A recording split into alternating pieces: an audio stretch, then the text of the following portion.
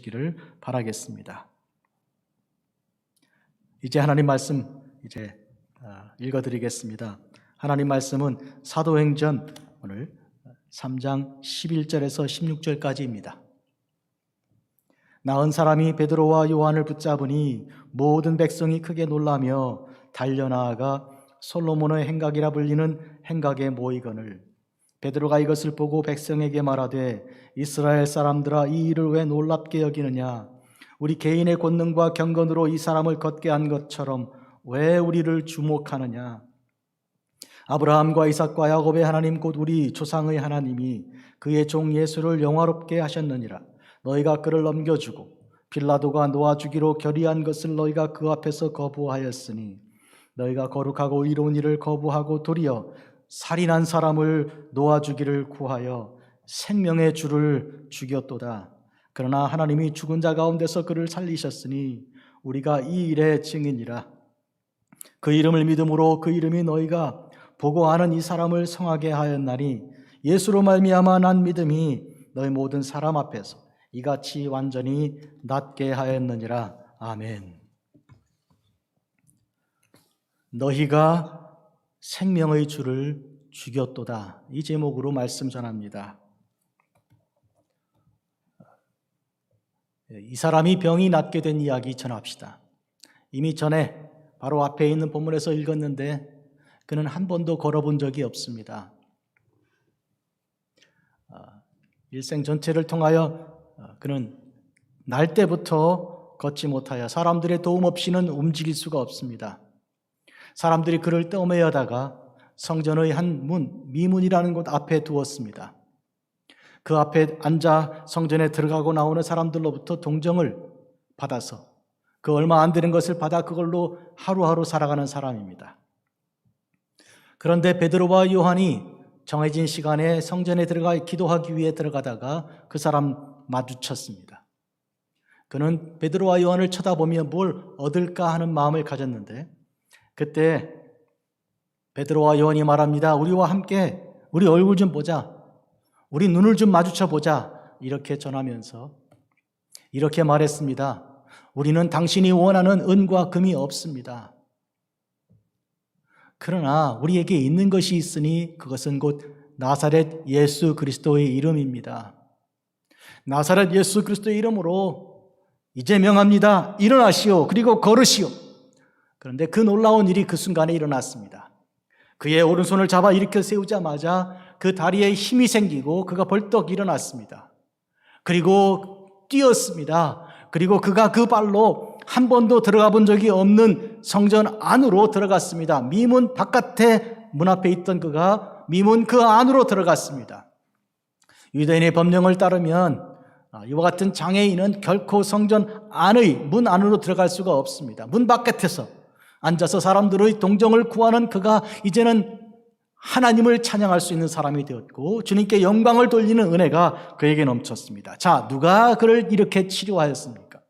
한 번도 걸어본 적이 없으니 그는 걷는 방법을 알지 못하였습니다.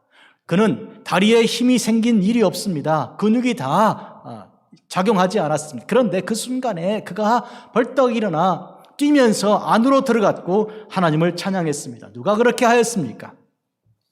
사람들은 베드로와 요한을 주목하였습니다. 이들이 대단한 사람이라고 생각했습니다. 그리고 몰려들었어요. 그때 베드로와 요한이 말합니다. 이스라엘 사람들아, 이 일을 왜 놀랍게 여기느냐? 하나도 놀라운 것이 아니다. 또한 이것은 우리 개인의 경건과 능력으로 한 것이 아니다. 왜 우리를 주목하느냐? 여러분들이 주목해야 할 것은 예수 그리스도의 믿음으로 났으니 예수님을 주목해야 하고, 여러분이 찬양한다면 바로 예수님을 찬양하고 예수님을 보내신 하나님을 찬양해야 합니다. 이렇게 설교하였습니다. 베드로의 설교, 두 번째 설교요. 사도행전에 있는 27편에 있는 모든 설교들 중에 두 번째 설교입니다. 베드로는 지금 이 사람이 병에서 낫게 된 일에 대해서 사람들이 오해한 것을 지금 교정해 주기 위해서 분연히 일어나서 말씀을 전하고 있는 것입니다. 예수 그리스도는 생명의 주님이시다. 모든 생명을 창조하신 분이시고 그리고 생명을 구원하신 분이십니다. 그런데 놀랍게도 오늘 베드로는 그들에게 말합니다. 여러분이 이 생명의 주인이신 예수님을 죽였습니다. 여러분은 살인자 아닙니까? 놀라운 도전이요. 가슴을 찌르는 그런 선포입니다. 그런데 더 놀라운 사실은 뭔가 하면 여러분이 죽인 그 예수님을 하나님께서 살리셨습니다.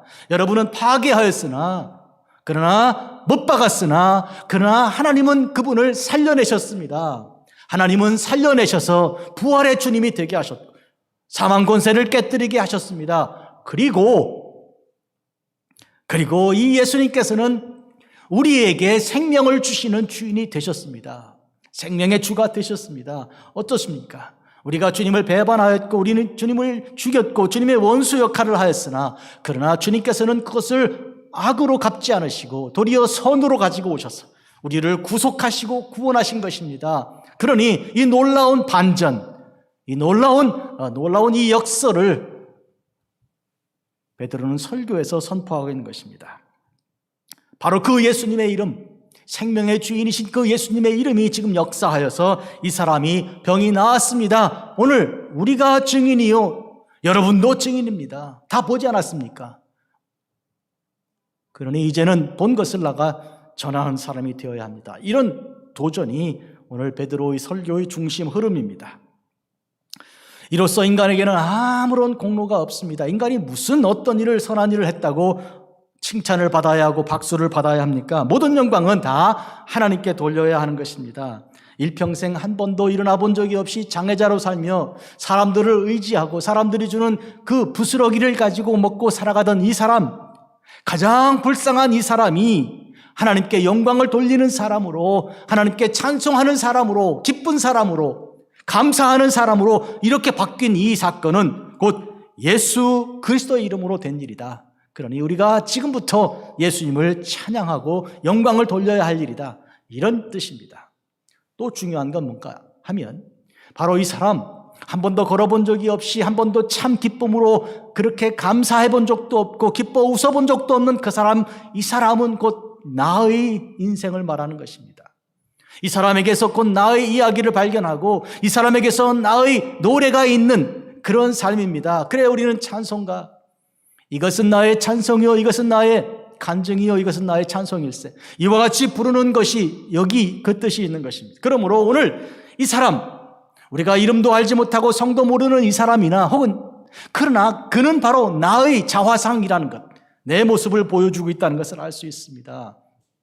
내 일생의 성전의 바깥의 문에 앉아서 사람들에게서 동정을 구하고 사람들이 나를 좀 어떻게 해주면 좋겠다고 생각하고 사람들을 섬기며 아첨하며 그렇게 힘들어하고 사람들을 두려워하고 살던 우리 인생을 바꾸사 사람이 아니라 하나님의 은혜를 받게 하시고 하나님의 은총 아래서 우리가 회복되게 하시고 더 이상 부스러기로 살지 않게 하시고 은혜로 살게 하신 이 은혜를 우리가 오늘 경험한 우리는 바로 그 사람입니다, 여러분.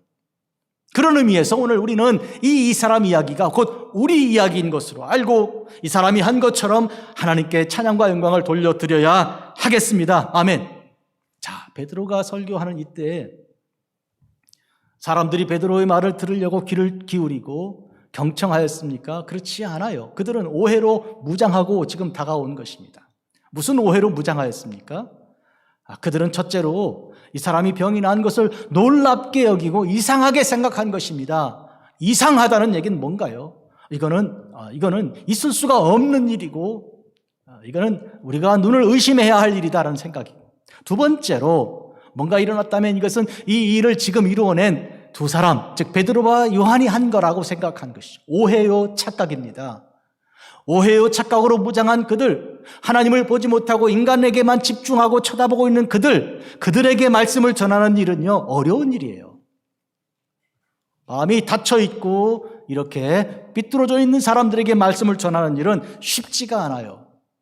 이쯤에서 우리는 바울이 디모데에게 전한 말씀 한 토막을 생각합니다. 너는 말씀을 전파하라. 때를 얻든지 못 얻든지 항상 힘쓰라. 범사의 오래 참음과 가르침으로 경책하며 경계하며 고나라. 말씀을 전파하라, 설교하라. 때를 얻든지 못 얻든지. 때를 얻든지란 말은 사람들이 경청하여 마음이 열려 있을 때입니다. 무슨 말을 하든지 아멘, 아멘, 아멘으로 받을 준비가 되어 있는 사람들에게 전할 때죠. 못 얻든지란 말은 사람들이 오해로 가득 차 있는 거예요. 돌덩이처럼 마음이 굳어 있는 거예요. 그들이 마음이 밭이라면 이미 돌이 가득하거나 아니면 가시가 이렇게 꽉 차 있거나 아니면 딱딱한 돌밭이 길가밭같이 되어 있는 그런 모습입니다. 하지만 씨는 뿌려져야 하고 복음은 선포되어야 한다. 이것이 바울이 디모데에게 한 말이죠. 지금 베드로는 그렇게 선포하고 있는 것이죠. 여기서 뭔가 역사가 일어난다면 우리 주님께서 하시는 일이지. 베드로가 그의 설득력으로 하는 것이 아닙니다. 기억하시기 바랍니다. 너희가 생명의 주를 죽였도다. 생명으로 우리에게 오시고 우리를 구속하신 주님을 너희가 대신 죽인 것이다. 죄 중에 이런 죄가 또 있는가? 오늘 이로써 우리가 알아야 할 것은 우리 모두가 하나님의 사랑을 받기에 전혀 합당하지 않은 자들이라는 것입니다. 로마서 5장에서 3절 말씀 인용하죠. 첫째로 우리가 아직 연약할 때 기약대로 그리스도께서 경건하지 않은 자를 위하여 죽으셨도다. 우리가 아직 연약해서 믿음이 없다는 거예요. 사람은 믿음이 있어야 강한 것인데 믿음이 전혀 없으니 가장 약한 자입니다. 여러분, 믿음이 없으면 누구에게나 쉽게 상처받는 사람이요, 상처받기 쉬운 상태는 믿음이 없는 상태예요. 그렇기 때문에 하나님을 믿지 못하니까 그래서 두려워 떨면서 가장 약한 자가 될 그때에 경건하지 않은 자를 위하여 예수 그리스도께서 약속대로 기약대로 하나님 말씀대로 죽으셨어요. 두 번째로 아직 우리가 죄인 되었을 때 그리스도께서 우리를 위하여 죽으심으로 하나님께서 우리에 대한 자기 사랑을 확증하셨어요. 아직도 죄인 되었을 때 무슨 얘기예요? 죄를 계속 짓고 있는 거예요. 아시잖아요. 주님이 십자가 못 박혀 죽으시는 그 순간까지 사람들은 조롱하고 그리고 욕하고 저주까지 하지 않았습니까? 제자들은 다 도망친 상태 아닙니까? 그런데 주님은 그들이 감사하지도 않고 기뻐하지도 않고 영광 돌리지도 않는 데 불구하고 그 순간 십자가에 못 박혀 죽으신 거예요. 받을 자격이 없는데 사랑을 주신 거예요. 세 번째로 곧 우리가 원수 되었을 때 그 아들의 죽으심으로 말미암아 하나님과 화목하게 되었은즉 화목하게 된 자로서는 더욱 그의 살아나심으로 말미암아 구원을 받을 것이니라. 우리가 하나님과 원수가 되었다는 거예요. 계속하여 주님 반대편에 서 있고 그리고 주님에 대하여 그 악한 노릇을 감당하고 있는 그때 하나님께서 우리가 누구이든지 관계없이 우리가 무슨 일을 하는지 관계없이 당신의 아들을 십자가에 못 박은 것이죠. 이거 무슨 얘기입니까? 보통은요, 받을 자격이 있어야 줍니다. 상도 그렇게 주잖아요. 그런데 우리는 자격이 하나도 없는데 우리는 하나님의 은총을 예수 그리스도 안에서 받은 것. 이것이 이 세 가지 본문을 제가 인용한 말씀입니다. 로마서 5장이었어요. 우리는 주님을 부인하였고 주님을 배반하였고 주님을 죽였습니다. 그 유대인들 중에 우리가 있습니다. 그런데 하나님께서는 바로 그 예수님, 우리가 죽인 그 예수님을 부활시켜 생명에 이르게 하셨고 하나님의 보좌 우편에 앉게 하셨습니다. 한마디로 우리가 죽인 예수님을 하나님은 살려내셨습니다. 또한 그 예수님께서 우리의 구주가 되셔서 우리에게 생명을 주셨습니다. 주님께서는 우리의 악을 악으로 갚지 않으셨습니다. 우리가 한 일을 그대로 되갚아 주셨으면 우리가 살 자가 누가 있습니까? 한 사람도 없는 것입니다. 그러므로 베드로가 말합니다. 여러분, 왜 우리를 주목합니까? 왜 우리를 쳐다봅니까? 우리의 어떤 것이 경건과 우리의 능력으로 이 일을 행한 것처럼. 아닙니다, 여러분. 11절입니다. 나은 그 사람이 베드로와 요한을 붙잡았습니다.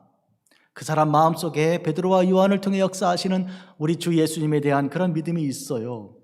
그런데 모든 백성은 놀랍게도 여기고 크게 달려와서 이 솔로몬의 행각이라 불리는 그런 행각에 모입니다. 모여서 베드로와 요한을 주목하는 거예요. 다른 지역에 가면요, 바울과 실라 같은 하나님의 종들을 신이 강림했다고 이렇게 섬기려고 하는 일도 있었습니다. 지금 그런 비슷한 모습이 지금 형성되고 있습니다. 많은 경우에 하나님의 종들이 복음을 전하다가 병이 낫거나 문제가 해결되고 하면 그 하나님의 종을 마치 하나님 섬기듯이 섬기려는 경향이 생길 수도 있는데 그럴 때마다 하나님의 종들은 물러나서 나는 아무것도 아닙니다. 나는 여러분과 똑같은 죄인입니다. 이렇게 하지 않습니까? 지금 그런 오해가 지금 생겨나게 된 현장을 우리가 보고 있습니다. 베드로가 이것을 보고 백성에게 말합니다. 이스라엘 사람들아, 이 일을 왜 놀랍게 여기느냐? 우리의 개인의 권능과 경건으로 이 사람을 걷게 한 것처럼. 도대체 왜 우리를 주목하느냐? 사실 확인을 분명히 하는 것입니다. 한 걸음 분명히 물러나서 이야기하는 것입니다. 우리가 아니라고. 이 사람을 낫게 하고 걷게 한 것은 우리의 경건도 우리의 능력도 아니라고 분명히 말합니다. 그런데 참 이상한 것은 인간들은 인간을 주목하기가 참 쉽습니다. 오랜 세월 동안 이스라엘 사람들은, 유대인들은 특히 하나님의 그 사랑과 은혜를 입었으면서도 불구하고 인간을 많이 주목해서 인간이 한 일을 자꾸 이렇게 이제 부풀려 이야기도 하고 그렇게 하는 것입니다.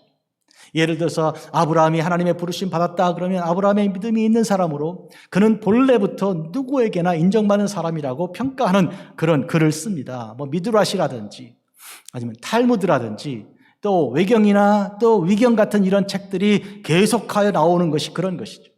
그러나 우리는 성경 말씀을 통해 아브라함이 믿음이 얼마나 부족한 사람이었는가, 하나님이 그에게 믿음을 주시기 위해서 땅에 있는 티끌을 보게 하시고 하늘의 별을 보게 끌어내신 것을 알 수 있습니다. 또한 그의 아내는 웃기까지 하지 않았습니까? 그의 비웃음을 기쁨의 웃음으로 바꾸신 분이 누굽니까? 믿음 없는 자를 믿음 있게 하신 분은 하나님이십니다, 여러분. 오늘 우리는 성경 말씀을 통해 이것을 우리가 알아야 할 것입니다. 베드로는 계속 이어서 말합니다. 아브라함과 이삭과 야곱의 하나님, 곧 우리 조상의 하나님께서 이렇게 말합니다. 여러분, 아브라함과 이삭과 야곱의 하나님이라고 언급하신 이 뜻이 무슨 뜻인가요? 처음에 하나님께서 모세를 부르셨을 때 하나님의 산 시내산에서 하신 말씀이에요. 나는 아브라함의 하나님, 이삭의 하나님, 야곱의 하나님이다. 이제 그게 무슨 뜻인가요? 아브라함에게 하나님께서 말씀하셨거든요. 보라, 너희 후손이 외국인의 땅에 끌려가서 400년 동안 종살이 하다가 내가 그들을 징치하고 그들을 구원할 때 나올 거라고 하셨거든요. 바로 그 하나님이라는 거예요. 이삭에게도 그런 약속, 야곱에게도 그런 약속을 주셨습니다. 그 약속을 지금 이루겠다는 것이니 그런 의미에서 옛날의 그 약속이 지금 이루어진다는 것, 옛날의 하나님이 지금의 하나님이라는 것, 알파와 오메가 하나님이시요 이전과 지금과 후의 하나님이시라는 그런 영원한 하나님이시라는 그런 뜻이기도 한 것입니다. 예수님께서는 이 말씀을 들어서 하나님께서는 부활의 하나님, 산자의 하나님이란 증거로 이 뜻을 선포하셨습니다. 아브라함과 이삭과 야곱의 하나님께서, 곧 우리 조상의 하나님께서 그의 종 예수를 영화롭게 하셨다고 했습니다. 너희들이 넘겨주고 누구에게 넘겼습니까? 이방인에게, 로마에게. 그리고 빌라도가 어떻게 쓰든지 살려보려고 했던 그 예수님을 너희들이 대신 바라바를, 악한 자를 대신 선택하지 않았는가?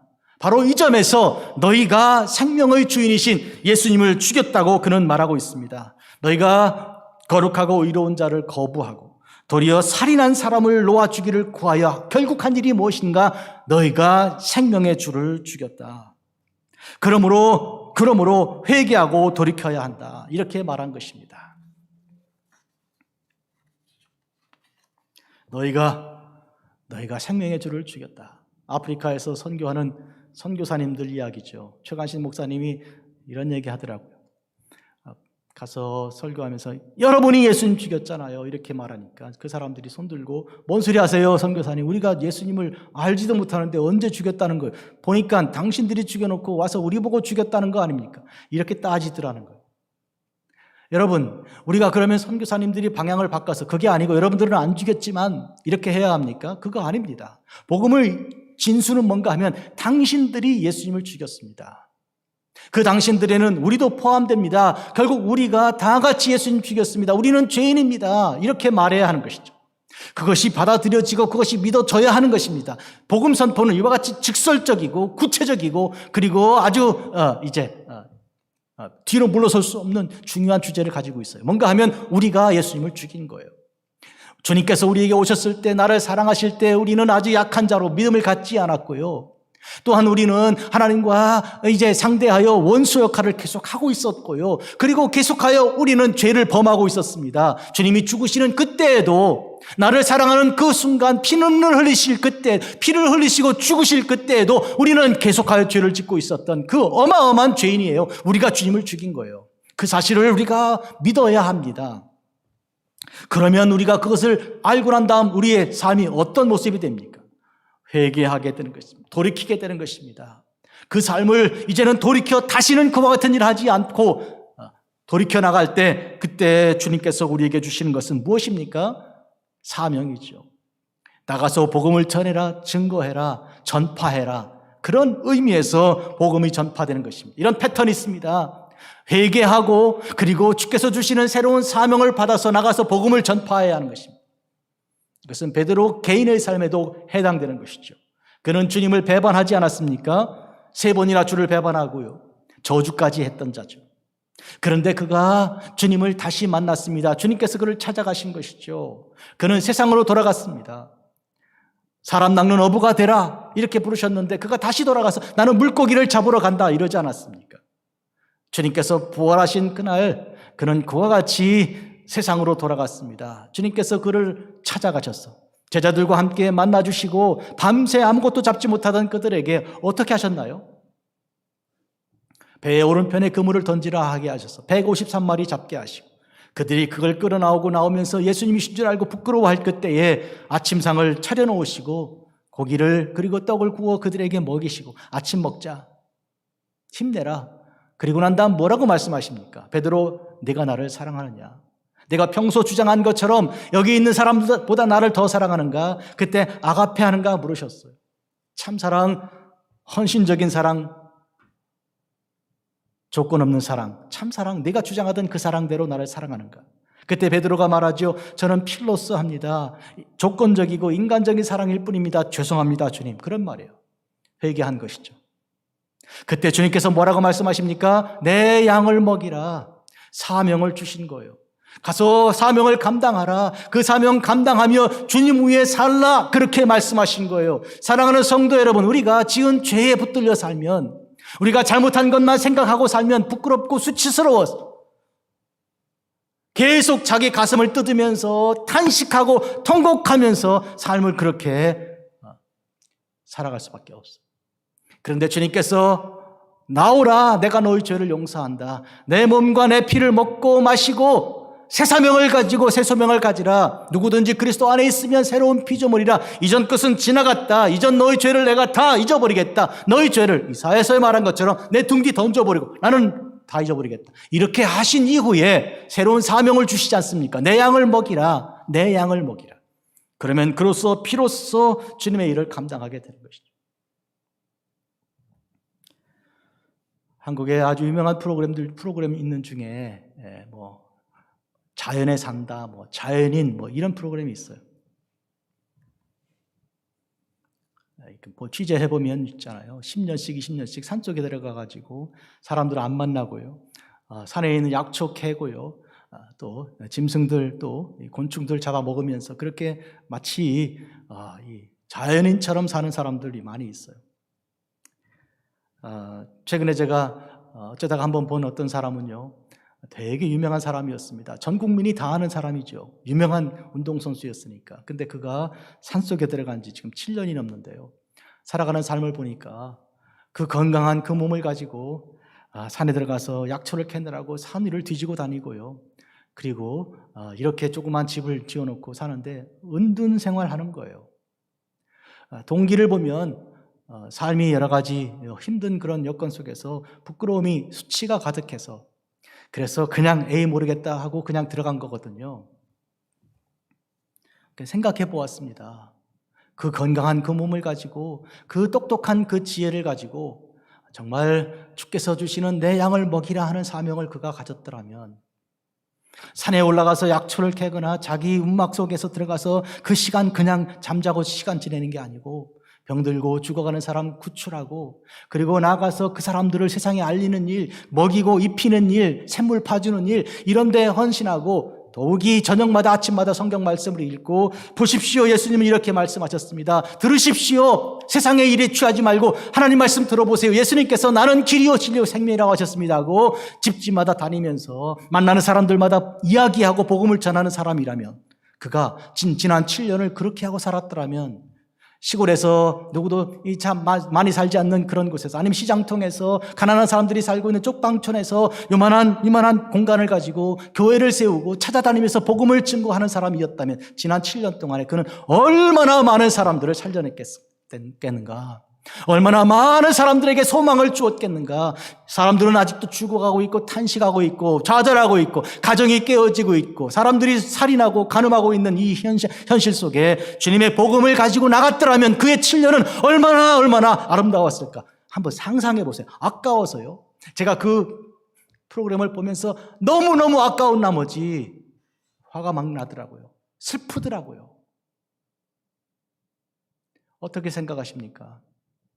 베드로가 한번 여러분 생각해 보십시오. 베드로가 어떤 사람입니까? 주님 앞에 내가 1등이라고 자랑하던 사람 아닙니까? 그러던 그가 예수님을 3번 부인하고요, 닭 울기 전에 3번 부인했던 그가, 가슴을 쥐어뜯으며 통곡했던 그가, 그런데도 불구하고 다시 갈릴리로 가서 나는 물고기 잡으러 간다. 무슨 물고기? 주님께서 사람을 낚아라 했는데 물고기로 다시 돌아가는 그 배반의 배반을 더하는 그가 산에 들어가서 살아야지, 움막 짓고 살아야지, 약촉하면서 그냥 그렇게 살아야 될 사람이 지금 사람들 앞에 나선 거 아니에요. 어떻게 보면 뻔뻔한 사람이죠. 도대체 이게 뭐 하는 것인가? 이렇게 말할 수 있는 베드로가 지금 복음을 전하잖아요. 이게 웬일입니까? 차이가 무엇입니까? 앞서 말한 그 스포츠맨하고 베드로의 차이는 무엇입니까? 부끄럽기는 마찬가지고 도리어 베드로가 훨씬 더 부끄럽지만 이 차이는 여기 있습니다. 주님이 그를 만나주시고 그에게 새 사명을 주셨는데 그는 회개한 것이죠. 오늘 베드로가 말합니다. 너희가 주님을 죽였다. 이 사실은 어마어마한 복음 선포입니다, 여러분. 책망하자는 게 아니요. 당신 책임이라고 말하며 그로 하여금 꼬꾸라지게 만드는 게 아니라 그를 이렇게 세우는 복음의 놀라운 선포입니다. 제가 십자가를 많이 만들었어요. 얼마나 많은 사람들에게 십자가를 주는데 최근에 어떤 분이 저에게 묻더라고요. 목사님, 십자가 못질하면서 무슨 생각하세요? 이 가슴을 찌르는 질문이었어요. 십자가 못질하면서 무슨 생각하세요? 최근에 저는 여러 가지 못을 사용합니다. 근데 이만한 대못을 한 박스 사가지고 그 대못을 박는 걸로 해서 요새는 십자가 만드는 게 그런 거예요. 그 드릴로 구멍을 뚫고 못질을 하면서 제 마음속에 뭐 생각하는지를 그분이 물으신 거예요. 제가 무슨 생각하겠어요? 못질을 하면서 이거는 그 사람들이 한 거야, 나는 그냥 흉내만 내는 거야, 그러겠어요? 아니요. 내가 예수님 죽였지, 내가 예수님 못 박은 거야. 그런 자책감과 그런 고통을 경험하면서 못질하고 있어요. 그런 마음속에 저는 회개의 눈물을 흘립니다. 하나님 죄송합니다. 예수님 정말 죄송합니다. 제가 예수님 못 박았습니다. 로마서 5장 말씀은 그가 곧 저를 말한 것입니다. 제가 믿음이 없는 사람이었고요, 제가 하나님과 원수 역할을 계속하고 있었고요, 예수님께서 나를 위해 피 흘리실 그때도 죄를 짓고 있었으니 도대체 나는 하나도 의로움이 없는 그런 죄인입니다. 하나님 죄송합니다. 그러고 못질하고 있었던 거예요. 베드로가 그 믿음을 가지지 않았으면 주님이 다시 그를 불러서 내 양을 먹이라는 그 믿음의 회복과 함께 그가 새로운 사명을 갖지 않았으면 그는 세상에 못 나올 사람이죠. 움막 짓고 들어가 살거나 아니면 가룟유다 같이 자살할 사람이죠. 도대체 세상에 무슨 얼굴로 나옵니까? 그런데 그가 감히 사람들 앞에 너희가 그리스도의 그 생명의 구주를 죽였다고 이렇게 말하는 이 뻔뻔스러움이 어디서 난 것입니까? 그런데 이건 뻔뻔한 게 아니고요, 이렇게 해야 살기 때문입니다. 이것이 생명의 길이기 때문에 그렇습니다. 그러므로 사랑하는 성도 여러분, 나는 여러분 중에 자기를 자책하는 가운데 그렇게 산에 들어가서 사는 그런 사실은 굉장히 이기적인 판단이고 행동입니다, 여러분. 자기만을 생각하는 거예요. 그러니까 그런 일을 하죠. 그런 것이 아니라 예수님이 우리를 위해 죽으셨습니다. 성찬에 참여한 자들마다 하는 일이 뭐라고 그랬습니까? 주님이 오시는 그날까지 주님이 나를 위해 죽으셨습니다. 여러분을 위해 죽었습니다. 이 사실을 전하는 거라고 했잖아요. 나는 여러분 중에 복음 전도자가 나오기를 바랍니다. 많은 사람들이 다 세상에 좋아하는 의대나 법대나 경영대학이나 이런 데 가기 위해서 큰 길로 가서 많은 큰 직장을 가지고 돈 벌기 위해서 살아가죠. 그러나 여러분 중에 하나님 말씀을 공부하는 신학을 공부하여 하나님 말씀을 증거하는 목회자가 되고 남들이 알아주지 않는 조그만 교회에서 이제 이 집 저 집 다니면서 예수님 믿으십시오, 예수님이 당신을 사랑하십니다 증거하고 배가 고프더라도 다리가 아프더라도 부족한 것이 많더라도 그 길을 그치지 아니하고 계속 말씀을 증거하며 주님이 우리를 위해 죽으셨습니다 증거하는 자가 나오기를 바랍니다. 그 사람이 베드로요, 그 사람이 요한입니다. 지금 이 나은 사람 얘기를 한번 하겠습니다. 그러면 이 나은 사람은 믿음이 있는 사람인가요? 어떤가요? 누구 믿음으로 그가 병 나았다 그랬습니까? 예수 그리스도를 믿는 믿음이라 그랬는데 이 사람이 병이 나았을 때 그가 믿음이 있었을까 없었을까? 순전히 베드로와 요한의 믿음으로 그가 나았을까? 우리는 성경 전체를 통해서 그가 믿음의 사람이라는 것을 충분히 알 수 있습니다. 우선 본문만 가지고 얘기하지요. 그가 믿음의 사람인 것을 어떻게 합니까? 여러분, 손을 잡아 일으켜 세우면 나사렛 예수 이름으로 일어나 걸으라 그럴 때 그가 다리가 힘이 생겨서 벌떡 일어났어요. 자, 그가 믿음이 없는 사람이라면 어떡하겠습니까? 갈 수도 있고 뛸 수도 있으면 어떡하겠어요? 평소 자기가 하고 싶었던 일 하겠죠. 어디로 가겠어요? 집으로 가든지 술집으로 가든지 그러지 않겠어요? 경마장으로 가든지 그러지 않겠어요? 근데 그 어디로 갔습니까? 성전 안에 들어간 거예요. 성전 안으로. 왜? 평소에 가고 싶었던 성전이고 오늘 예수 그리스도의 이름으로 구원받은 그가 주님이 나를 살렸다는 그 믿음이 있기 때문에 주님께 영광을 돌리기 위해서 성전 안, 예수님의 몸이잖아요, 성전이. 들어가서 주님께 찬양하지 않았습니까? 그 말은 그가 믿음이 있는 사람이라는 것을 반증하는 거예요. 여러분 아시는 대로 예수님께서 어떤 집안에서 말씀을 증거하실 때 집이 꽉 차서 아무도 들어올 수 없었잖아요. 그때 친구들이 침상에 누운 사람을 데리고 들어올 수 없으니 지붕에 올라가서, 지붕이 평평한 지붕이거든요, 슬라브 친 것처럼. 그 지붕을 뜯어내서 그 사람을 내리지 않았어요. 그때 주님께서 뭐라고 하셨습니까? 너희 믿음이 구원하였다고. 소자야, 내 죄 사함 받았다. 내 믿음이 너를 구원했다. 이렇게 말씀하지 않습니까? 또 12년 동안 피를 흘리는 그러한 고통을 겪던 한 여인이 있었는데 의사에게 가서 돈 다 쓰고 낫지도 못하던 그 여자가 예수님 옷만 잡아도 낫겠다는 믿음을 가지고 달려가서 예수님 옷을 잡지 않았습니까? 이거 허락된 바가 아니죠. 피 흘리는 사람은 절대로 사람들이 있는데 가면 안 됩니다. 이거 유대법이 그런 거예요. 그런데 그거를 무시하고 주님 옷을 붙들어 결국 병 고침 받았잖아요. 그때 주님께서 뭐라고 말씀하셨습니까? 딸아, 내 믿음이 너를 구원하였으니 안심하고 가라. 내 믿음이 너를 구원했다. 그러니까 믿음이 자기에게 조금이라도 있어야 그래야 구원받는 것이죠. 지금 이 사람의 구원도 마찬가지입니다. 사랑하는 성도 여러분, 이 사람 이야기는 곧 우리 얘기라고 말씀드렸어요. 내 얘기예요. 내가 일생 동안 사람만 바라보고 사람들이 주는 것 그 조그만 부스러기를 얻어서 살려고 애쓴 거예요.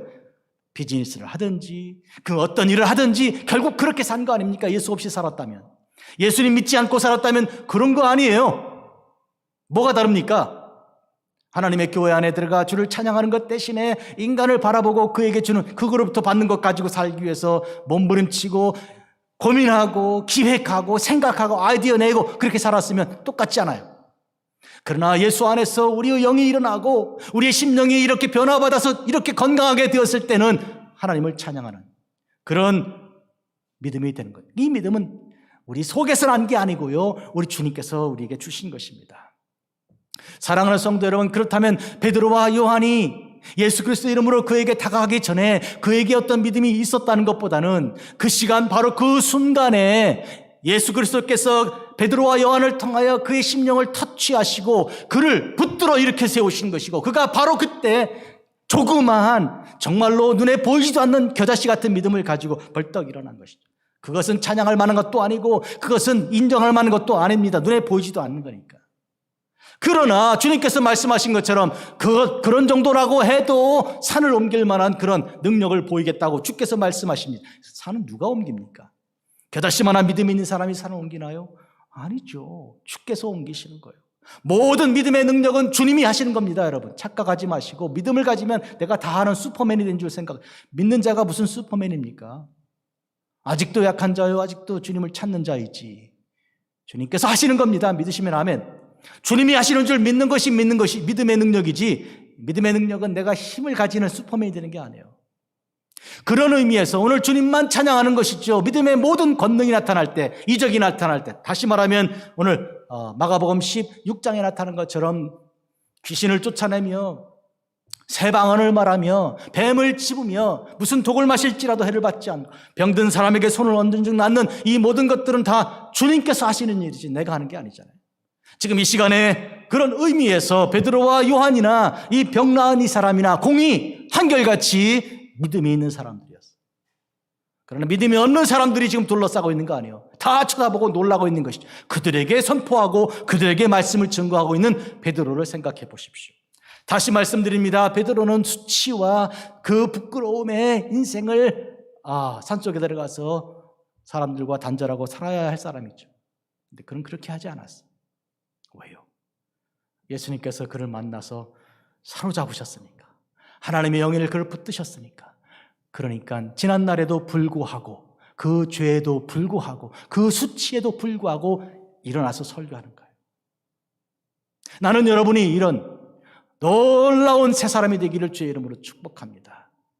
여러분이 스스로 이렇게 문을 걸어 잠그고 껍질 속에 들어가서 꽉 남들과 단절하고 살아가는 대신 나와서 찾아가고 그리고 그들에게 복음을 전하는 사람으로 살아가기를 바랍니다.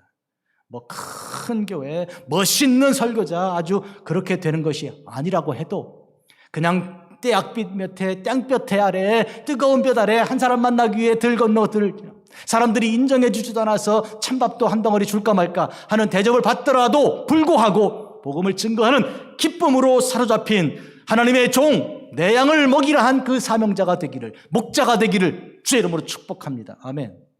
이 도전을 오늘 받았으니까 상황이 달라져야죠. 오늘 비대면 예배인데, 온라인 예배인데 그래도 몇 분들이 오셨어요.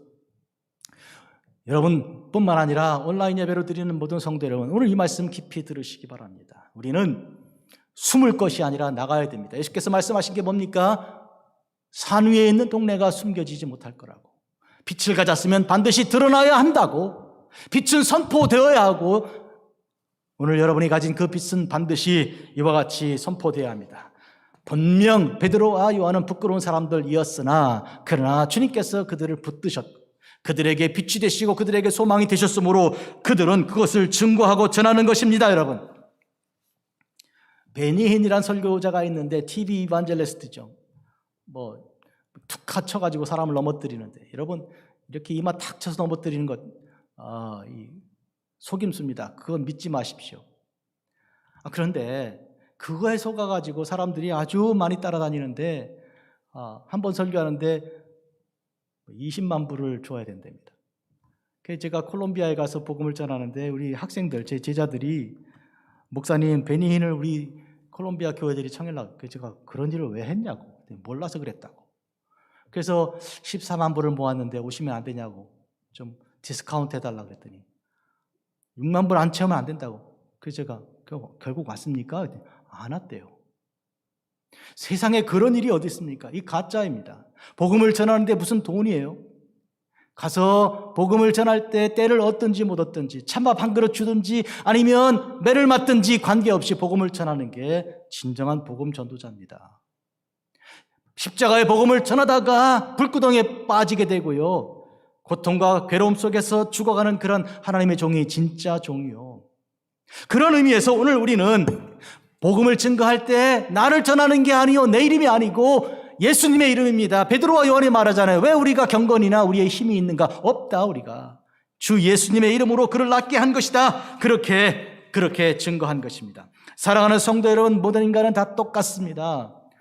다 십자가에 못 박은 그런 죄인입니다. 이것은 완벽한 똑같음을 말하는 것입니다. 누구도 저나 여러분이나 누구도 다 똑같은 그런 죄인입니다. 이에 대해서 이 다윗이 이렇게 말한 것을 로마서 4장에서 바울이 인용하죠. 불법이 사함받고 죄가 가려짐을 받는 사람은 복이 있고 주께서 그 죄를 인정하지 아니하실 사람은 복이 있도다 함과 같으니라.